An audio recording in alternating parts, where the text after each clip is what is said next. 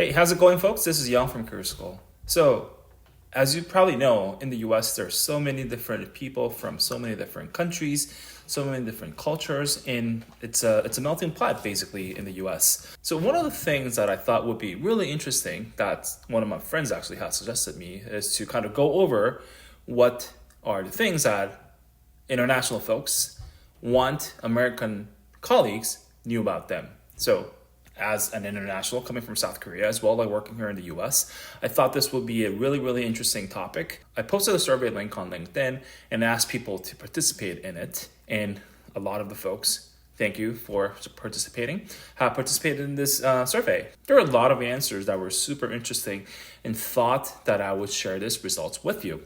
So, as always, I have created a slide deck so that it's easier to follow and let's dive into it. So, surviving corporate USA, things I wish my American colleagues knew. Let's go over it. So, the survey overview. So, I asked people from end of June to pretty much end of July for about like 3 to 4 weeks, and over 50 people have participated in this. And there were 11 nationals who did this survey. They vary from people who are from South Korea, India, China, Italy, many other countries, and it was really interesting to see a lot of these folks actually participate in this. And there were people from 8 different industries, obviously varying from tech, consulting, healthcare, finance, and many more. So the way that I asked people was to basically give me something that you wish your American colleagues would know about you or working with international when they're working in corporate USA. And it's really interesting because it was an open-ended question. And I got a bunch of results, but I kind of picked the most interesting ones and kind of divided into different themes. So theme 1, American best practices are not always the best ones when we develop global programs. It might not be applicable to businesses or processes in other countries due to regulations or cultural contexts. Please use metric units. America is not the center of the universe. There are countries outside of the US where actual people live. And this is obviously one of the things that I kind of also in some way agree because a lot of times if you're working in US or corporate USA, you kind of feel like the other countries are kind of rest of the world. There are actually people living there. And I think these answers, like American best practices, are not always the best ones. Obviously, like sometimes we just think that all the other countries outside of the US will pretty much like act the same as like how US like behaves or something. And sometimes it's just like you got to really share these thoughts or like share these differences to these people. I think the reason is because like people actually have not worked or have never really traveled outside of the US or never really experienced anything out of the US, and that's probably one of the reasons this is being brought up. And obviously, people who are internationals working in the US, they have experience in their own countries, and then now they have experience working in the US. So they see the difference, they know the difference, there's obviously differences between the US and other countries. So I think that's one of the things. And if you're an international, I would suggest that you kind of, share these thoughts to American colleagues. And if you're from the US, or I would really recommend you to understand that there are differences and there are actual countries outside of the US where things matter. Theme 2, but how international folks interact with coworkers in a more informal way. Polite niceties like please and thank you go a long way. In other countries, people make real friends at the workplace. Here, everyone has a dual life, the work and the personal ones. So I did put these here. Doesn't really mean that I 100% agree with them. Like I'm from South Korea, and I lived in multiple different countries like Japan, Korea, Spain, Sweden, China, and the US. We all have our families. We all have our lives outside of work. So it's obviously that you can't really be with them or spend time a lot with them. But I don't think I really agree with this, to be honest. But I thought it was interesting perspective that some folks had. Let's move on to the next one, actually. Theme 3, working culture is different across countries. One may find someone who doesn't talk in meetings is rude in American culture, but most are taught to listen and take inputs as it is in Asian culture rather than interactively talking about it. I wish they understand that they truly embrace other cultures, not just superficially. Silence doesn't mean okay or no opinion in Asian culture. Cultural backgrounds. Rather than taking the surface meaning of what internationals speak, try to think once more to get to the real points. Different countries have different culture, environment, and are under circumstances. Providing context is vital and would make localization of any size goes easier.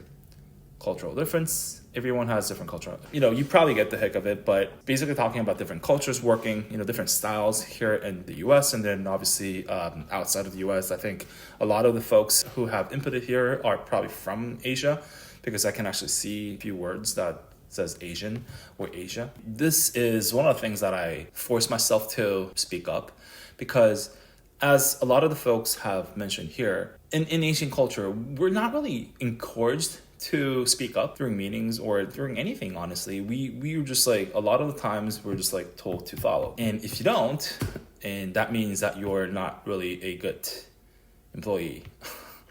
I know it's really different compared to what here in the US, but that's the case. And don't get me wrong, like I'm not saying that the US way is wrong, the Asian way is right, or whatever. But what I'm saying is that it's been a struggle for me as well. And I've personally am still working on this. Like for folks who are coming from different countries like South Korea or Asia, basically, I personally think that they should push themselves a little bit more so that they can adjust to the style of the US. And obviously on the other side as well, for people in the US, I wish they could understand a little bit more about like, oh, is that really, like maybe asking one more time, or just like taking some extra time to actually talk to them to understand like how they feel or how they think about things. Because great ideas actually come from these people. And the work we do are equally valuable as folks who are doing the work in the US. So I think it's like we got to meet in between, or we got to meet somewhere else versus like, try to finger point at one another. Basically, there is a big cultural difference in working environment and everything. So I completely understand what this means. And at the same time, I think there must be a way to make things better by meeting in the middle. Let's move on to theme 4. I'd like my American colleagues to appreciate how much stress the legal immigration process places on internationals. We made a choice to come here for many reasons, but that does not make the lengthy, ambiguous, and complicated process easier to accept. It is a factor behind most, if not all, of our choices, including where to live, where to work, and whether we pursue new opportunities. For colleagues who ask why I don't just become a citizen, I would recommend doing a bit of research first to understand the complexity of the process. How much of our time, energy, and frankly, decades of our lives are spent waiting for permanent residency despite having immigrated legally and possessing valuable skills. How we are glorified slaves to U.S. immigration in spite of having studied and lived here for more than 5 years. Unlike Americans, we have limited choices if we want to make a career in the U.S. Understand our visa challenges and empathize that we stay away from families for far too long. People working on a visa do not have as much flexibility to change teams, roles, relocate, cities, plan international travel, and most importantly, just take some time off to work on yourself. That we have struggled, worked very hard to get where we are, left our family in India, and traveled thousands of miles to help build U.S. economy. We have left our comfort zones years ago that most Americans can't even think about. We're not stealing anyone's jobs. We're just demonstrating our potential. You get the point here, right? And as an immigrant here who have legally got the permanent residency a couple months ago, I feel the pain. Like, honestly, I really, really do feel the pain. And I know that it is lengthier and much more ambiguous for folks who are from specific nationals like India or China because there's quota. And as a South Korean, it took me less time compared to those who are from China or India. Honestly, immigration thing is pain in the butt for everyone. I think a lot of the folks I worked with were very empathetic, understood about the process.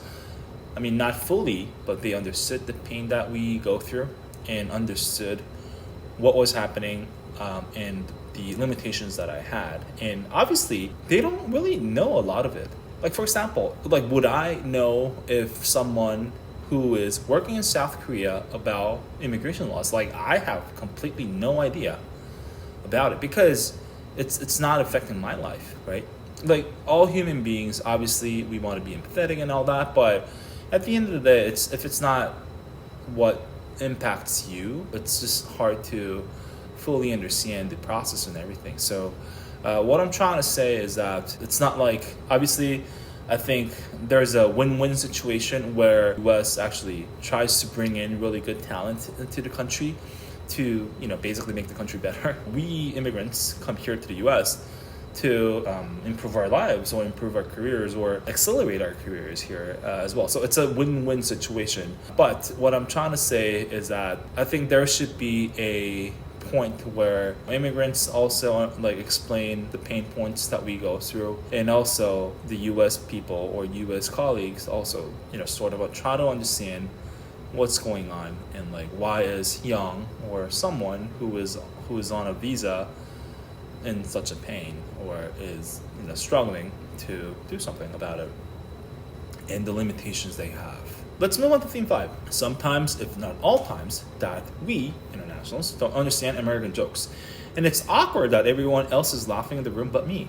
We don't necessarily know everything about US sports, that we didn't grow up here, so lots of things that seems obvious and part of the culture for them are new to us. Have patience and willing to explain. Internationals may sometimes pretend to understand when they actually don't. Make sure they are not afraid to admit this to foster a more productive work environment. I can 100% relate to this because a lot of times when people talk about like American football, like I have like zero understanding. Like I don't know what they're talking about. Like, and sometimes when people are talking about, hey, did you see the episode of like Game of Thrones or whatever? I'm like, I don't know. And a lot of times, like, hey, like when we were young, there were this classic TV series, blah blah blah, and then I'm like, I don't know. I don't know anything about it. I guess I think it's fine that you don't really understand. It's not really like the most important thing. It's not going to break or make your life based on this. So, but I'm saying like I completely understand because I've been there. I'm still there. But yeah, I think for internationals, like if you're interested, if you really want to mingle more, and if you're that kind of person, maybe try to learn a little bit more. Maybe try to learn or try to ask people like, hey, like what do you mean by X or what do you mean by Y? Like, it's just not something that you should 100% know. I think one of the things that internationals or me personally have sometimes problem with or sometimes struggle with is that I feel like I should just like ask more versus like pretend to know something or just like be quiet about or be silent about something, especially when people talk about like football and stuff. But yeah, I mean, just ask, just ask. And then for American folks who talk about those stuff, maybe just like ask people, hey, do you know what we're talking about? I can give you some tips, or I can give you some information about like this and that. I think that really goes a long way. Obviously, we all come from different places. We can't 100% know what each others are talking about, but I think asking and then having the empathy of knowing what others don't know and sharing the knowledge will really go far along. Yeah, so that was the whole presentation that I prepared. I hope this was fun and somewhat educational or somewhat insightful for you working in the US. If you have anything that you want me to cover, I'm more than happy to. Just leave a comment here. And like, I would also love to hear what you think about all this stuff that, international folks have answered. Leave a comment if you have any. And thank you so much for watching. And I'll see you in my next content. Thank you.